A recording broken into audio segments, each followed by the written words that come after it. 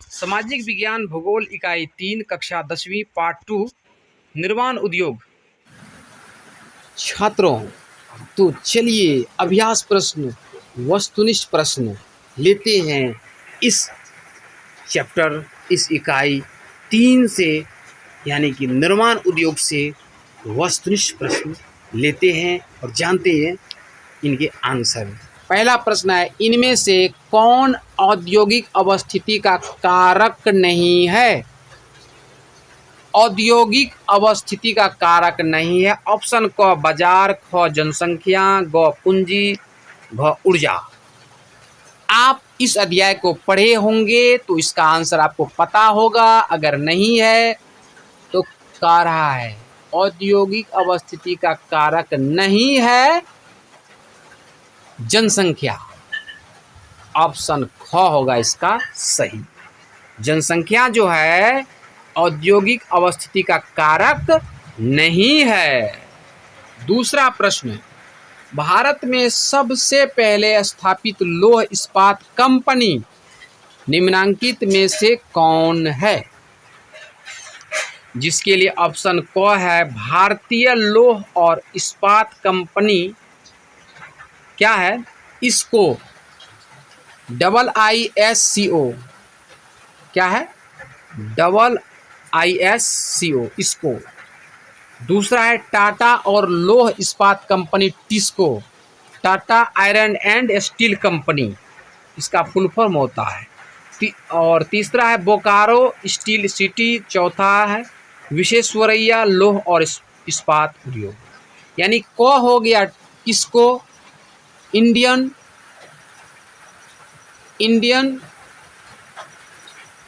क्या है? Indian iron and steel company, Indian iron and steel company. ख है TISCO, Tata iron and steel company. और ग है बोकारो स्टील सिटी, घ विश्वेश्वरैया लौह और इस्पात उद्योग। इसका सही आंसर होगा ख टिस्को। टाटा लौह इस्पात कंपनी जो है भारत में सबसे पहले स्थापित लौह इस्पात कंपनी है। तीसरा प्रश्न है, पहली आधुनिक सूती निम्न मिल मुंबई में स्थापित की गई थी। क्योंकि मुंबई एक पत्तन है, यह कपास उत्पादक क्षेत्र के निकट स्थित है। मुंबई में पूंजी उपलब्ध थी। घ है उपयुक्त सभी। बिल्कुल सही। क ख ग घ यानी इनमें सभी उपयुक्त सभी। क्या क्या है? पहला क है मुंबई एक पत्तन है। ख यह कपास उत्पादक क्षेत्र के निकट स्थित है। ग है मुंबई में पूंजी उपलब्ध थी। यानी कि इनमें सभी उपयुक्त सभी इनका आंसर हो जाएगा। चौथा प्रश्न है, वस्तुनिष्ठ में निम्नांकित में से कौन उद्योग कृषि पर आधारित नहीं है? तो सबसे पहले आप जान लीजिए कि कृषि पर आधारित है कौन कौन। सूती, चीनी, जूट, ये सब कृषि पर है। और कृषि पर आधारित नहीं है वो सीमेंट डायरेक्ट। ख नंबर सीमेंट जो है कृषि पर आधारित नहीं है। और यहाँ से पांचवा प्रश्न ले रहे हैं। पांचवा प्रश्न है, हुगली औद्योगिक प्रदेश का केंद्र है। हुगली औद्योगिक प्रदेश का केंद्र है। तो क है कोलकाता रिसरा, ख है कोलकाता कोन्नागरी, ग है कोलकाता मोदिनीपुर और घ है कोलकाता हावड़ा। तो हुगली औद्योगिक प्रदेश का केंद्र है कोलकाता रिसरा। यानी ऑप्शन क होगा सही। कोलकाता रिसरा हुगली औद्योगिक प्रदेश का केंद्र है। छठा प्रश्न है, निम्नलिखित में से कौन उद्योग सार्वजनिक क्षेत्र के अंतर्गत आता है? सार्वजनिक क्षेत्र यानी सरकारी क्षेत्र। क है जेके सीमेंट उद्योग, नाम से ही लग रहा है कोई प्राइवेट व्यक्ति है, कोई निजी व्यक्ति है। ख है टाटा लौह एवं इस्पात, ग है बोकारो लौह इस्पात उद्योग और घ है रेमंड कृत्रिम वस्त्र उद्योग। रेमंड का कपड़ा का नाम आप सुने होंगे, कृत्रिम वस्त्र उद्योग। तो इसका राइट आंसर होगा ग बोकारो लौह इस्पात उद्योग सार्वजनिक क्षेत्र के अंतर्गत आता है। नेक्स्ट देखते हैं। नेक्स्ट नंबर 7 है, इनमें से कौन उपभोक्ता उद्योग है? Consumer industry. Consumer industry.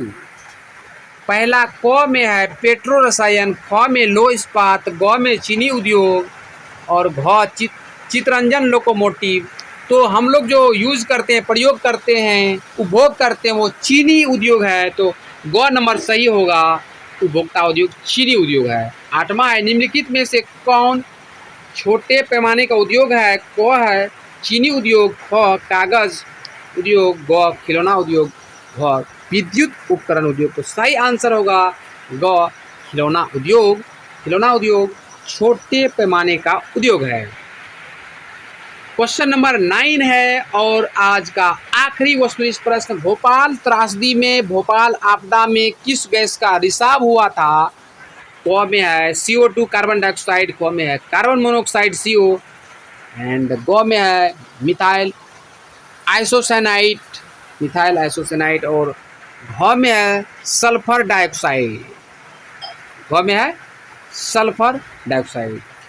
तो भोपाल त्रासदी में किस गैस का रिसाव हुआ था? तो राइट आंसर होगा मिथाइल आइसोसाइनाइड, यानी कि ऑप्शन नंबर ग करेक्ट हो जाएगा। लघु उत्तरीय प्रश्न में पहला प्रश्न है, विनिर्माण से आप क्या समझते हैं?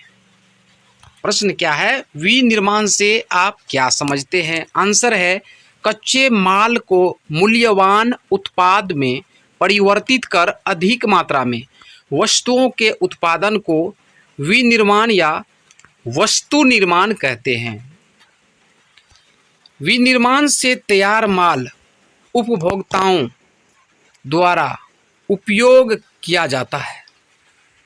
उदाहरण के लिए लौह इस्पात लौह अयस्क से, चीनी गड़ने से, कागज लकड़ी से निर्मित है और इनसे जो भी वस्तुएं निर्मित होती हैं उनका हम लोग प्रयोग करते हैं।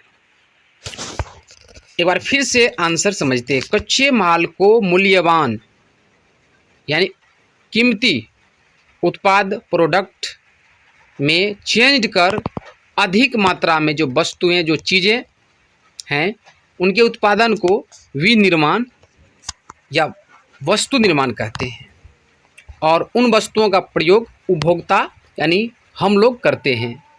विनिर्माण से तैयार माल उपभोक्ताओं द्वारा उपयोग किया जाता है। उदाहरण के लिए लौह इस्पात लौह अयस्क से, लौह इस्पात जो निर्मित होता है लौह अयस्क से और चीनी गन्ने से, कागज लकड़ी से निर्मित होता है। तो ये क्या है? ये विनिर्माण है। दूसरा प्रश्न है, सार्वजनिक और निजी उद्योग में अंतर स्पष्ट करें। सार्वजनिक और निजी उद्योग में अंतर स्पष्ट करें। आंसर है सार्वजनिक उद्योग। सार्वजनिक उद्योग में भारी तथा आधारभूत उद्योग सम्मिलित हैं। इनका संचालन सरकार स्वयं करती है, जैसे दुर्गापुर, भिलाई, राउरकेला के लौह इस्पात केंद्र सार्वजनिक उद्योग के उदाहरण हैं। सार्वजनिक उद्योग, सार्वजनिक उद्योग में भारी तथा आधारभूत उद्योग सम्मिलित हैं और सार्वजनिक उद्योग का संचालन कौन करती हैं? सरकार स्वयं करती हैं। जैसे दुर्गापुर, भिलाई, राउरकेला के लौह इस्पात केंद्र, इन जगहों के जो उद्योग हैं ये क्या हैं? ये सार्वजनिक उद्योग के उदाहरण हैं। इसके बाद है निजी उद्योग। निजी उद्योग का संचालन किसी व्यक्ति द्वारा किया जाता है। निजी लाभ के उद्देश्य से ही इनका उपयोग किया जाता है, जैसे टाटा इस्पात उद्योग, रिलायंस इंडस्ट्रीज, सेल। ये जो उद्योग हैं ये निजी उद्योग हैं। निजी उद्योग का संचालन किसी व्यक्ति द्वारा या किसी कंपनी द्वारा किया जाता है। निजी लाभ के उद्देश्य से ही इनका उपयोग किया जाता है, प्राइवेट बेनिफिट के लिए। जैसे टाटा इस्पात उद्योग ये कंपनी, रिलायंस इंडस्ट्रीज, सेल, ये सब क्या हैं? निजी उद्योग हैं। तीसरा प्रश्न है, उद्योगों के स्थानीयकरण के 3 कारकों को लिखिए। उद्योगों के स्थानीयकरण के 3 कारकों को लिखिए। आंसर है, किसी उद्योग को स्थापित करने में कई कारकों का योगदान होता है। इन कारकों को 2 वर्गों भौतिक और मानवीय कारकों में रखा जाता है। कच्चा माल, शक्ति के साधन, जल की सुलभता तथा अनुकूल जलवायु भौतिक कारक हैं। ये कारक अगर हैं तो उद्योगों के स्थानीयकरण हो सकते हैं, अन्यथा नहीं। मानवीय कारक क्या हैं? ह्यूमन फैक्टर्स क्या है? श्रमिक यानी लेबर, बाजार, मार्केट, परिवहन, ट्रांसपोर्टेशन, पूंजी, कैपिटल, सरकारी नीतियाँ, ये जो हैं मानवीय कारक हैं। एक बार फिर से समझ लेते हैं। समझने में कोई दिक्कत हो तो हमें कमेंट्स करें। किसी उद्योग को, किसी इंडस्ट्रीज़ को स्थापित करने में कई कारकों का योगदान होता है। इन कारकों को 2 क्लासेस भौतिक और मानवीय फैक्टर्स में रखा जाता है। फिजिकल एंड ह्यूमन फैक्टर्स में रखा जाता है। कच्चा माल, शक्ति के साधन, जल की सुलभता तथा अनुकूल जलवायु, ये सब क्या है? भौतिक कारक हैं। क्या है? फिजिकल फैक्टर्स हैं। और उसके बाद है मानवीय कारक, श्रमिक, बाजार, परिवहन, पूंजी, सरकारी नीतियाँ, ये क्या है? मानवीय हैं। श्रमिक, बाजार, परिवहन, पूंजी, सरकारी नीतियाँ, ये क्या है? मानवीय कारक हैं। अब नेक्स्ट क्वेश्चन हमारा है चौथा। एक और इम्पोर्टेंट क्वेश्चन है 4 नंबर। कृषि आधारित उद्योग और खनिज आधारित उद्योग के अंतर को स्पष्ट करें। Agriculture based industries and mineral based industries के जो डिफरेंस है उसको क्लियर करना है। आंसर है, कृषि आधारित उद्योग सूती वस्त्र, जूट, रेशमी, ऊनी वस्त्र, चीनी उद्योग, खाद्य तेल से प्राप्त कच्चे माल पर आधारित हैं। खनिज आधारित उद्योग हैं लोहा इस्पात उद्योग, पोत निर्माण उद्योग, ये सब खनिज आधारित हैं। कौन कौन? लोहा इस्पात उद्योग, पोत निर्माण उद्योग, ये सब क्या है? खनिज आधारित हैं, क्योंकि खदानों से निकाले गए पदार्थों पर आधारित हैं। और कृषि यानी खेती से संबंधित जो उद्योग हैं, सूती वस्त्र, जूट, पटसन, रेशमी, ऊनी वस्त्र, चीनी उद्योग, खाद्य तेल, जैसे सरसों तेल का नाम आपने सुना है और प्रयोग भी किया है, तो खाद्य तेल है खाने वाले तेल से प्राप्त कच्चे माल है ये। इन पर जो आधारित है ये है कृषि आधारित। और उसके बाद खनिज आधारित, खदानों से निकाले गए पदार्थों पर हैं आधारित। लोहा इस्पात उद्योग, पोत निर्माण उद्योग, ये क्या है? खनिज आधारित है। नेक्स्ट क्वेश्चन है 5 नंबर का, आइए देखते हैं। 5वां प्रश्न है, स्वामित्व के आधार पर उद्योगों को उदाहरण सहित वर्गीकृत कीजिए। स्वामित्व के आधार पर उद्योगों को उदाहरण सहित वर्गीकृत कीजिए। आंसर है, स्वामित्व के आधार पर उद्योग को 2 भागों में बांटा जाता है। स्वामित्व के आधार पर उद्योग को 2 भागों में बांटा जाता है। देखते हैं कौन कौन है 2 भाग। तो पहला है सार्वजनिक उद्योग। इससे पहले भी आपने पढ़ा और सुना, और यहाँ है इसका एक बार फिर से जिक्र। इसमें भारी तथा आधारभूत उद्योग सम्मिलित हैं। इनका संचालन स्वयं सरकार करती है, गवर्नमेंट करती है। जैसे दुर्गापुर, भिलाई, राउरकेला इस्पात उद्योग, ये सब सार्वजनिक उद्योग हैं। तो आप समझ गए होंगे। दूसरा है संयुक्त अथवा सहकारी उद्योग, मिलजुल कर जो उद्योग चलती हैं। तो इसके बारे में है, जब उद्योगों में 2 या 2 से अधिक व्यक्तियों या सहकारी समितियों का योगदान हो तो उसे संयुक्त अथवा सहकारी उद्योग कहा जाता है। जैसे oil India limited, OIL, oil India limited Maharashtra के चीनी उद्योग, अमूल गुजरात। तो ये सब क्या हैं? संयुक्त अथवा सहकारी उद्योग हैं, क्योंकि इनमें 2 या 2 से अधिक व्यक्ति मिलकर के क्या करते हैं, उद्योग चलाते हैं। जैसे ऑयल इंडिया लिमिटेड महाराष्ट्र के चीनी उद्योग, अमूल, ये सब क्या है, संयुक्त अथवा सहकारी उद्योग हैं। नेक्स्ट है हमारा दीर्घ उत्तरीय प्रश्न, उदारीकरण, निजीकरण और वैश्वीकरण से आप क्या समझते हैं? वैश्वीकरण का भारतीय अर्थव्यवस्था पर क्या प्रभाव पड़ा है, इसकी व्याख्या करें।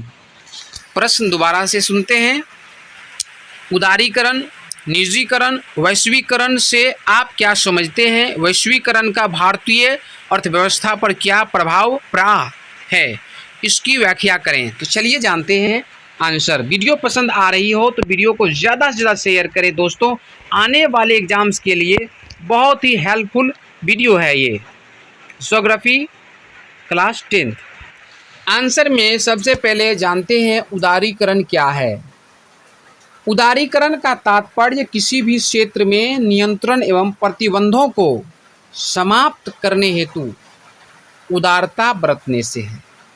यानी कि जो भी कंट्रोल है और जो भी बैंड्स है उनको समाप्त करने, एंड करने के हेतु, समाप्त करने हेतु उदारता बरतने से है, मतलब उदारीकरण।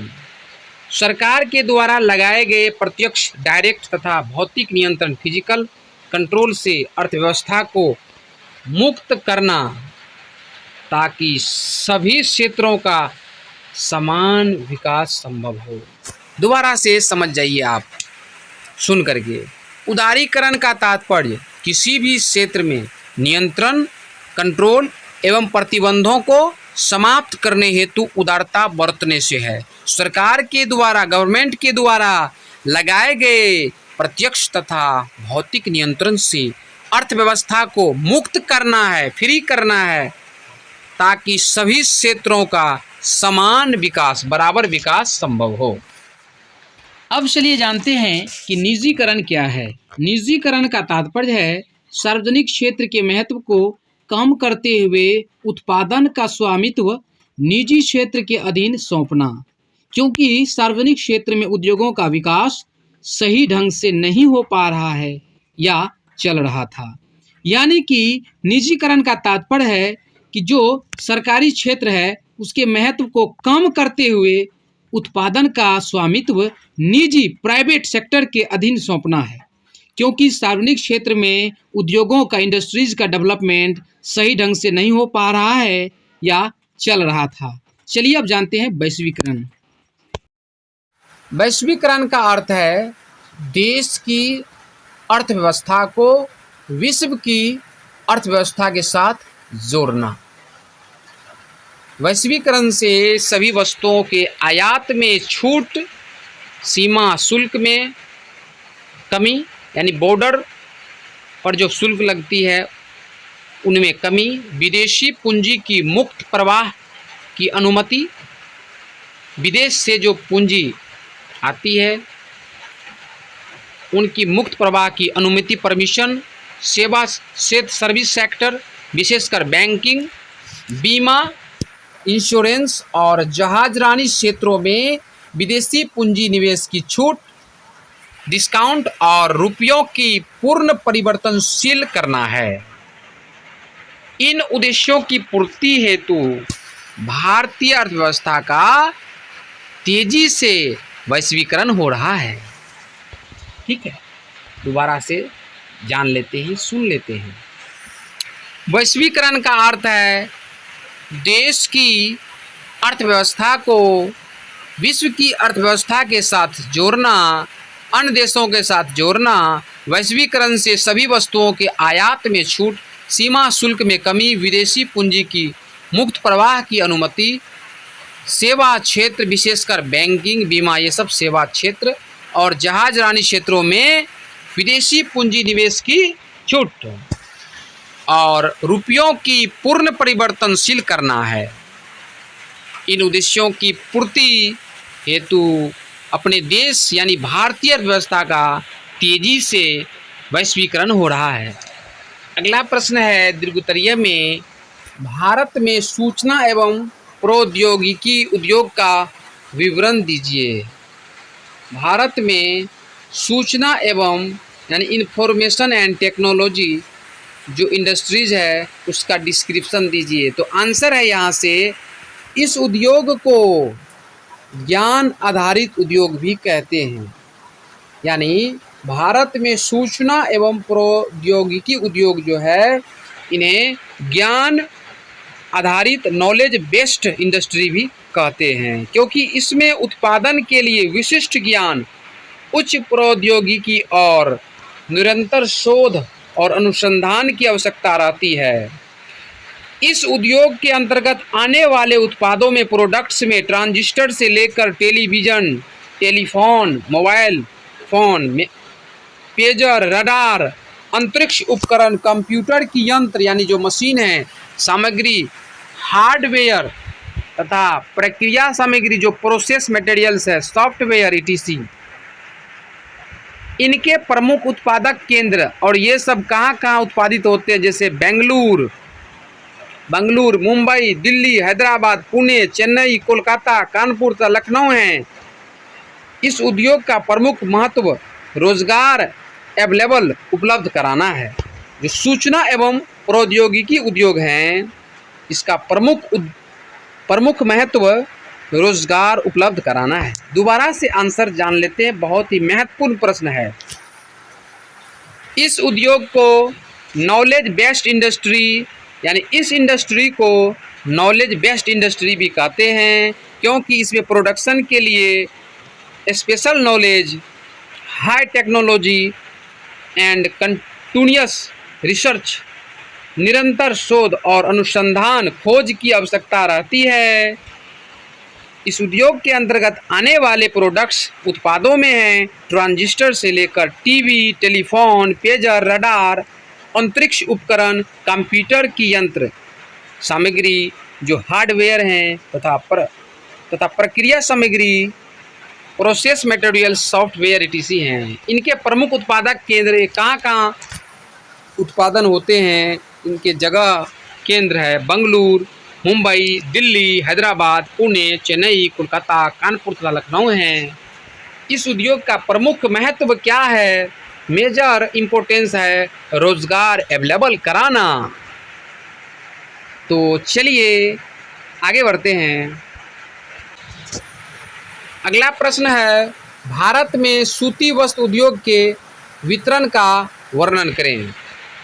भारत में सूती वस्त्र उद्योग के वितरण का वर्णन करें। आंसर है, सन 1818 ईस्वी में सबसे पहले कोलकाता के निकट फोर्ट ग्लास्टर नामक स्थान कोलकाता के निकट है पर आधुनिक सूती मिल स्थापित की गई, परंतु कुछ समय के बाद मिल बंद हो गई। 30-40 साल के बाद पहली सफल मिल 1854 में मुंबई में Kabsch ji Nana by Dabur ने लगाई। यह नाम है व्यक्ति का, काबस जी नानाभाई डाबर, इन्होंने लगाई। सूती वस्त्र उद्योग आज इंडिया का सबसे विशाल उद्योग है। देश में लगभग 1600 सूती और कृत्रिम वस्त्र बनाने वाली मिलें हैं। इसमें 80% मिलें निजी क्षेत्र प्राइवेट सेक्टर में हैं, शेष सार्वजनिक एवं सहकारी क्षेत्रों में है। प्रारंभिक वर्षों में सूती वस्त्र उद्योग की अधिकांश मिलें महाराष्ट्र और गुजरात में स्थापित थी। वेरी इंपॉर्टेंट क्वेश्चन है नॉलेज की दृष्टिकोण से। महाराष्ट्र में मुंबई, सोलापुर, पुणे, वर्धा, नागपुर, औरंगाबाद और जलगांव सूती वस्त्र उद्योग के केंद्र है। कहाँ? महाराष्ट्र में। गुजरात में अहमदाबाद, बड़ोदरा, सूरत, राजकोट और पोरबंदर, ये सब कहाँ है? गुजरात में है। कौन कौन? अहमदाबाद, बड़ोदरा, सूरत, राजकोट, पोरबंदर प्रमुख सूती वस्त्र उद्योग के केंद्र हैं। कहाँ? गुजरात में। पश्चिम बंगाल में हावड़ा, मुर्शिदाबाद, हुगली और श्रीरामपुर प्रमुख केंद्र हैं। हावड़ा, मुर्शिदाबाद, हुगली और श्रीरामपुर ये कहाँ है? पश्चिम बंगाल में है। उत्तर प्रदेश में कानपुर, मुरादाबाद, आगरा और मोदीनगर प्रमुख केंद्र हैं। कानपुर, मुरादाबाद, आगरा और मोदीनगर ये कहाँ है? उत्तर प्रदेश में है। ये क्षेत्र, ये जगह, ये केंद्र। ग्वालियर, उज्जैन, इंदौर और देवास MP मध्य प्रदेश के प्रमुख सूती वस्त्र उद्योग केंद्र हैं। बहुत ही इम्पोर्टेंट प्रश्न है दोस्तों, एक बार फिर से ध्यान देना है। यहाँ पर ग्वालियर, उज्जैन, इंदौर और देवास, आप लोग नहीं जानते हैं कि ये जगह कहाँ है। ये मध्य प्रदेश में है, एमपी में है, कि प्रमुख सूती वस्त्र उद्योग के केंद्र हैं। बहुत ही आसान लेकिन इम्पोर्टेंट क्वेश्चन है, एक बार फिर से आंसर एक बार जान लेते हैं। चलिए, भारत में सूती वस्त्र उद्योग के वितरण का वर्णन करें। आंसर है सन 1888 ईस्वी में सबसे पहले कोलकाता के निकट फोर्ट ग्लास्टर नामक स्थान पर आधुनिक सूती मिल स्थापित की गई, परंतु कुछ समय के बाद मिल बंद हो गई। 30-40 साल के बाद पहली सफल मिल 1854 में मुंबई में काबस जी नानाबाई ड्रावर ने लगाई। सूती वस्त्र उद्योग आज भारत का सबसे विशाल उद्योग है। देश में लगभग 1600 सूती और कृत्रिम वस्त्र बनाने वाली मिलें हैं। इसमें 80% यानी 80% मिलें प्राइवेट सेक्टर निजी क्षेत्र में हैं, शेष सार्वजनिक यानी सरकारी एवं सहकारी क्षेत्रों में हैं।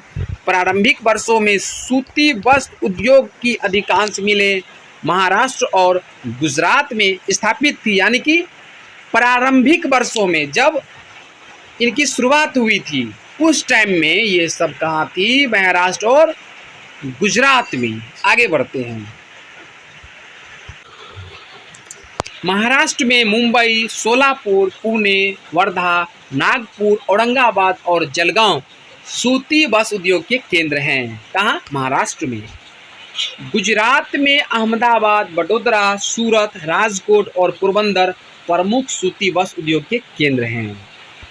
अहमदाबाद, वडोदरा, सूरत, राजकोट और पोरबंदर ये कहाँ है? गुजरात में है। याद रखिए दोस्तों, आपसे अगर पूछ लिया जाए कि पोरबंदर कहाँ है, राजकोट कहाँ है, गुजरात में है। नेक्स्ट है पश्चिम बंगाल में हावड़ा, मुर्शिदाबाद, हुगली और श्रीरामपुर प्रमुख केंद्र हैं। हावड़ा, मुर्शिदाबाद, हुगली और श्रीरामपुर ये जो जगह हैं ये कहाँ है? पश्चिम बंगाल में है। उत्तर प्रदेश यानी यूपी में कानपुर, मुरादाबाद, आगरा और मोदीनगर प्रमुख केंद्र हैं। कानपुर, मुरादाबाद, आगरा और मोदीनगर कहाँ है? ये यूपी में हैं। इसके अलावा ग्वालियर, उज्जैन, इंदौर और देवास एमपी मध्य प्रदेश के प्रमुख सूती वस्त्र उद्योग केंद्र है। तो दोस्तों बहुत ही इम्पोर्टेंट क्वेश्चन आपको ये मिला है और इसका आंसर भी